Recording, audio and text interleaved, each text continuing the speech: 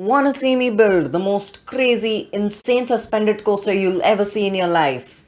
Then this video is meant for you. This is Coaster Master, and I'll be seeing you on the other side.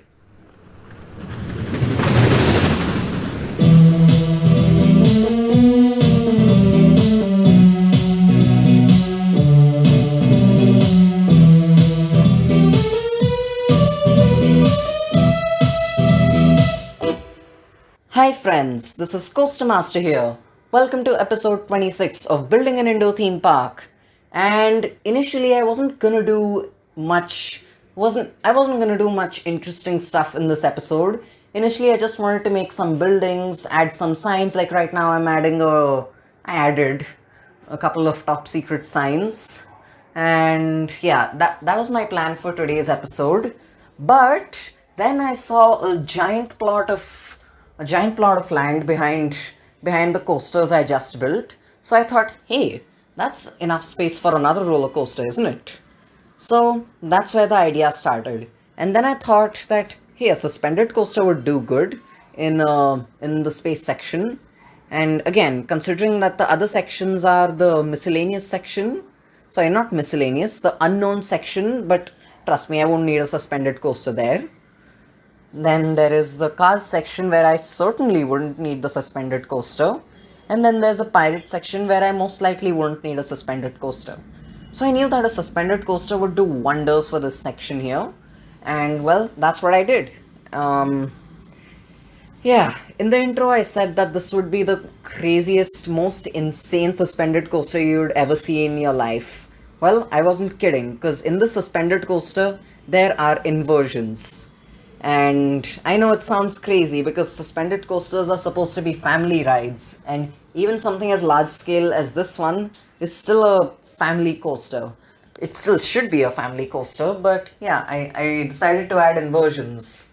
And yeah, I added two inversions because if you remember my Flying Aces review, which the link for that video is on the card above.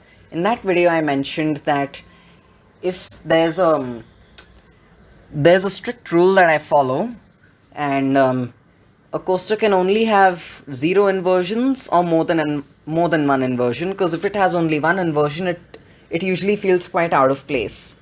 And yes, that includes Schwarzkopf loopers. It includes Schwarzkopf loopers. Yeah.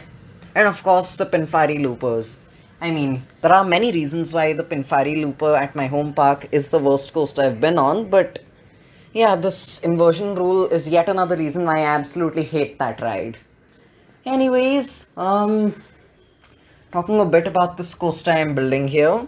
Well, well, um, it's a crazy suspended coaster. I don't really know what else to say about it because it's just a suspended coaster and I went bonkers with it. And yeah, the first element, which is kind of like an inclined loop, but not really an inclined loop. Initially, I wanted to make it an inclined loop, but when I tried that, it didn't work because the train wasn't swinging far. It wasn't swinging enough, so it just felt quite weird. So what I did was I copied one of the scorpion tail water slides. Um, I don't really know the name of the model. I don't know. I might write the name of the model down in the description below if I find the name of the model. But basically, it's a slide that has an inclined loop, and yeah, that's the element that I had. That's the element that I added because as similar as it is to an inclined loop, it does have its differences, mainly in the banking. And I understand that this comment sounds crazy, but just listen to me on this, please. Please listen to me on this. Yeah.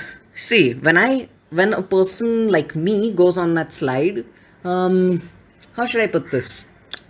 If a person like me goes on that slide, I don't really hit the outer. I don't really hit 100+ degrees on that slide with an inclined loop. I usually just I usually just go to the I usually go really slow through the slide, and Yeah, that's what I did. I added like 30-ish degrees of banking on the coaster, and yeah, those 30 degrees, they actually helped. They actually added a good swing to this coaster. Then after that, I thought of adding my first inversion, and it took me a whole lot of time to build. I think I spent like 30 minutes just working on this inversion. It was very, very difficult to make. But yeah, and it absolutely messed up the ratings. But yeah, I was happy. I was really happy with this inversion. And ultimately, even though according to Planet Coaster's rating system it made my ride worse, I know that according to pretty much every coaster enthusiast and some GP as well, this element it would totally improve the coaster, because I mean the hang time that you get over there is insane. I mean it competes with full throttle's hang time, which is the best hang time I've ever experienced, apart from like maybe a few flat rides. But yeah, this hang time that we get on this family suspended coaster, that hang time compares with full throttle's hang time. And yeah, again, I was actually surprised that there would even be a lot of hang time over there. I thought that I didn't expect there to be hang time. So yeah. So apparently hang time really makes the ride worse for riders. I don't really understand how, but according to Planet Coaster, that's what happens. Again, I don't really understand the logic behind it, but hey, at least there is logic behind it. Unlike in Theme Park Tycoon 2, where somehow a roller coaster made using the basic editor is better than a roller coaster made using an advanced editor. More on that later, but just see the Theme Park Tycoon 2 series that I recently finished for more information. The link for the playlist is on the card above. Um, Again, I don't really know what else to say here because, well, um, I'm not really, I don't know how to say this. I don't know what else to talk about in this commentary because, well, as I've already said, commentary, it's kind of like a check mark I have to do. I don't really do commentary because I want to do commentary, and if it were up to me, I would totally put some background music over me just making all this stuff. And while that would be ideal, I know that many people would view it as lazy, so I'm doing this commentary which is slightly less lazy. Let's see how much time I have left. Okay, I don't know if you heard those vibrations. Whoa, I'm just 7 minutes into the commentary. Wow, I have 10 whole minutes to go with the commentary. Well, let me talk about the next few elements on the coaster. So after the after the loop, again, I don't remember what the name of the inversion is, but it's kind of like a vertical loop mixed with an inclined loop. It's like the first half of a vertical loop and the second half of an inclined loop, something like that. It's not exactly a sidewinder. I really don't know the name of this element, and I don't even know if this element even has a name. But I don't know, hopefully it does. I wouldn't count on it. Um, um, well, yeah, this is how I pass my time in the commentary. Well, what was the next element on the coaster? Yeah, I'm pretty sure it was a left turn, which took us into a brake run. I'm pretty sure they were block brakes. And after that, we went over a lift hill. And on that lift hill, yeah, there was another block brake. And yeah, I didn't show the making of the drop because my recording just ended over there. So I just cut a whole lot of I just cut out the drop part out of the whole recording. And also because this video is 18 minutes long and I don't want you I just don't want everything to be shown. So yeah, after that curved drop, which actually works surprisingly well on a suspended coaster. So yeah, after that curved drop, we go into yet another kind of inclined loop. No, it's half a helix. Kind of like half a helix. Again, I just made this stuff up as I went along. And after that, the coaster did a few more turns, and then there was this weird turnaround section that kind of resembled a pretzel knot, but if it was flattened. So basically, a non inverting pretzel knot. I really don't know what to call it, but yeah, that's what it is. And I don't know. There has to be an official name for this element, but I just don't know what it is. And yeah, after that, I added some more stuff, and then it went into the third lift hill. Eventually, I wasn't planning for a third lift hill, but then I thought, hey, I might as well go all in on this coaster. So, yeah, I added that third lift hill, and I added the weirdest drop of any coaster I've ever made. It starts off with a helix like Great Bear. It starts off with I think a double helix if I'm not wrong. Yeah, it's a double helix, which really gets the train going. No, no, no, no, no, no, no. Wait, wait. As soon as you exit the lift hill, you take a 180-degree turn to the right. To the right, the kind of like a wild mouse coaster, and after you take that turn, you take a double helix that goes downwards, and I think that helix goes anti-clockwise towards the left, I think. And yeah, it is. I think that is one of the most unique drops I've ever made, because yeah, it doesn't even reach the ground. It just goes slightly above the ground. Then we take something that's yeah. Then we take an S bend, and that takes us into the second and final inversion of the coaster, which is an inline twist.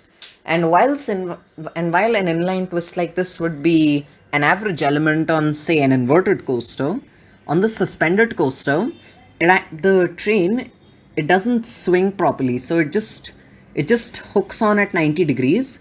Then it flips you. Then it gives you some great hang time at 180 degrees, and then right after you go just a degree past 180 degrees, then you go all the way then you go all the way to the left, then a little bit to the right. The train starts swinging like crazy. It's not for the faint-hearted, basically. But yeah, the inline twist, it's just such a weird and such a fantastic element for a suspended coaster, and I think it works very well with this coaster. Yeah, I think that's all that's worth talking about, because after that I added, I think, an upward helix, and then maybe a downward helix. Again, I don't really remember, because it's just a lot of turns, and I think I got this coaster near the station as well, really close to the station. And yeah, I think that's it, really. um Maybe we took another turn to the right, and yeah, after we took that turn to the right, we took another turn to the left, and after taking that turn to the left, that takes us to the brake run. Yeah, no, that takes us to the final set of block brakes on this coaster. So that's where I put the second train. Initially, I was planning on having 4 trains, but that wasn't viable, so I settled with 2 trains. Because with 4 trains, the trains frequently clash with each other. So I reduced the number to 2 trains. I don't know how 3 trains will work. Hopefully, it'll work better than 4 trains. Hopefully, the trains don't clash with each other, but I have my doubts. Anyways, yeah, there are 2 trains on this coaster, and we need it because this ride is long. It's a really, really long ride. And yeah, again, that's really all I can talk about it. Um, Again, I haven't timed the commentary to whatever I'm building in the video. So after I finished building the suspended coaster, I decided that I would do some building, like actual making a building. So I did some path work, I added some shops, and believe me, adding those shops was surprisingly difficult, because actually adding the shops wasn't all that hard. Getting them to connect to the paths was really difficult. But after trying really, really hard, I managed it. And yeah, it was just sheer luck I managed to get by a certain placement that worked. And yeah, I'm quite grateful that it worked, because it was just really, really difficult to connect these shops to the paths. But yeah, it worked, and I'm happy with that. Um, what else? Uh, Yeah, I think that I also added a roof, and on top of the roof, I added another flat ride, and this was a vertigo. So I've actually been on a flat ride like that at Tivoli Gardens. I think it might be the only one in the world. And yeah, vertigo is the single best flat ride I've ever been on. You just feel out of control, and I think it's better than most coasters I've been on as well. It's just such a good flat ride. It's an incredible flat ride, and I know that my coaster review, the way I do my coaster reviews, it won't apply to this flat ride. But boy, if I could do a review on this flat ride, I would totally do it. And yeah, just doing that flat ride. I mean, I think of Vertigo, the flat ride at Tivoli Gardens. That flat ride, as the best ride in Tivoli Gardens because, well, yeah, the Woody is really nice and gives some great airtime, and well, that certainly is a contender for the best ride. The B&M certainly isn't. The B&M is way below average actually. Even with the VR, it's way below average for a B&M looper. And yeah, I think there are two other coasters. There's a kiddie coaster, and there's one more. Yeah, Odin Express, which is a powered coaster if I'm not wrong. So yeah, again, those coasters they are no match for the classic Woody because the classic Woody just gives so much airtime. And you know what? I think that should be a coaster review that I do soon. I should totally do that as a coaster review because not a lot of people have actually reviewed this coaster, and if I'm not wrong, there are less than three reviews of Rush Bananan. Again, I'm sorry, I don't really know how to pronounce that name correctly, but yeah, I'm totally gonna do a coaster review of this roller coaster because this Woody, it just blew my mind by how good it was, and the airtime was in some cases ejector. So yeah, I had a great time riding this coaster, and I would do it again in a heartbeat. And I know I would have this coaster over the B&M. It's crazy, I know. What else should I talk about? All right, I have 1 more minute left to talk, and no, 1.5 minutes left. Nah, I have 1 minute left. Yeah, I have 1 minute left where I can talk, and I just don't know what to talk about because, well, I don't really feel like talking much, to be honest, and I'm totally fine with that. Yeah, I added one center at the top of the top secret facility. I kind of added like a place to walk over there, and just I was thinking of adding shops over there, but I couldn't add shops for some reason. I realized that it was really close to the queue line I made just underneath it. So yeah, I don't really understand the reason, but again, this is Planet Coasters, so I mean I respect the logic because it is quite close to the queue line. So yeah, I couldn't add any shops there as I wanted to, so I'm just gonna add some theming here and there. Probably gonna happen off screen because, well, that's all I have for you today. This is Coaster Master signing out, and I'll see you next time on Building an Indoor Theme Park, Part 27.